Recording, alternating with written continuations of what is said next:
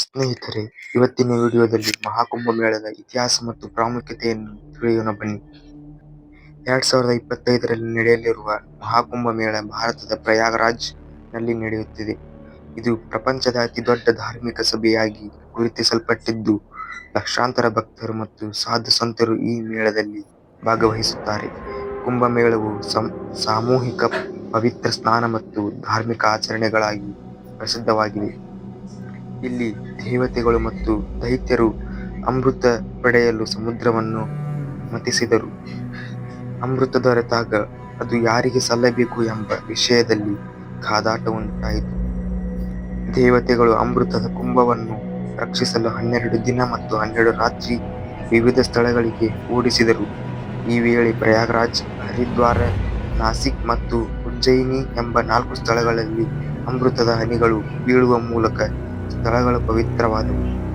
2025ರಲ್ಲಿ ನಡೆಯುವ ಮಹಾಕುಂಭ ಮೇಳ ವಿಶೇಷವಾಗಿದ್ದು, ಇದರಲ್ಲಿ ಕೋಟ್ಯಾಂತರ ಭಕ್ತರು ಬರುತ್ತಾರೆ.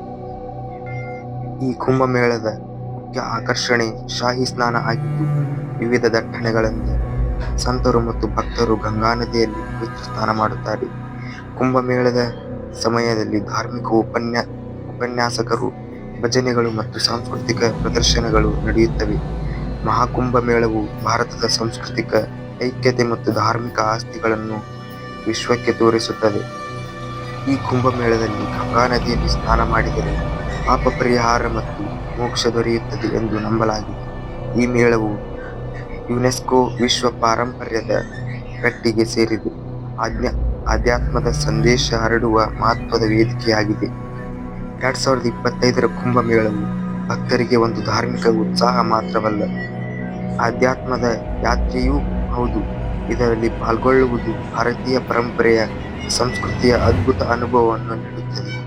ಈ ವಿಡಿಯೋದಲ್ಲಿ ನಿಮಗೆ ಇಷ್ಟವಾದರೆ ಲೈಕ್ ಮಾಡಿ, ಶೇರ್ ಮಾಡಿ ಮತ್ತು ಚಾನಲ್ ಸಬ್ಸ್ಕ್ರೈಬ್ ಮಾಡಿಕೊಳ್ಳಿ. ಧನ್ಯವಾದ.